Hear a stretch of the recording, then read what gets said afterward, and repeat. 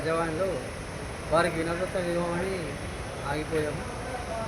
అయితే 2018లో జగ్గారెడ్డి గారు necklace road పేరుతో టెండర్ కాకుండా పనులు చేయడం వల్ల అక్కడ మా యొక్క పట్టా భూమి 74 సర్వే నంబర్ దాదాపుగా ఒక 2 ఎకరాల భూమిని నెక్లెస్ రోడ్ వేస్తామని చెప్పి టెండర్ కాకుండానే పనులు చేయించి అక్కడ మా భూమిలోనే మట్టి తోవి కట్టలు పోసి టెండర్ కాలేదని చెప్పి అతను ఓడిపోవడం వల్ల ఆ పనులు జరగలేదు.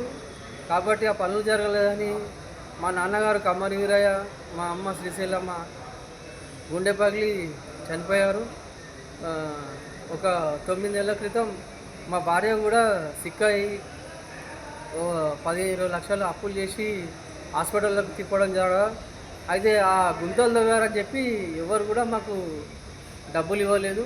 జగ్గారెడ్డి రోడ్ వేస్తుండు, మీ భూమికి ఎవరు అప్పు అని చెప్పి ఇవ్వకపోవడం వల్ల మాకు ఎలాంటి సహాయం దొరకలేదు. మరియు ఎన్నిసార్లు జగ్గారెడ్డి దగ్గరికి వెళ్ళినా డబ్బులు ఇస్తా, హెల్ప్ చేస్తా అని చెప్పి ఎప్పుడు కూడా చేయలేదు. కాబట్టి ఈరోజు మేము కోరుకునేది ఒకటి, డబ్బులు దొరకక మా భార్య 9 నెలల క్రితం చనిపోవడం జరిగింది.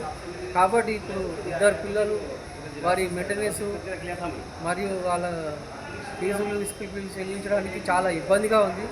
కాబట్టి జగ్గారెడ్డి గారు, మాజీ ఎమ్మెల్యే జగ్గారెడ్డి గారు స్పందించి మా కుటుంబాన్ని ఆదుకొని మా పిల్లలకు మాకు న్యాయం చేయగలరని చెప్పేసి కోరుతా ఉన్నాను.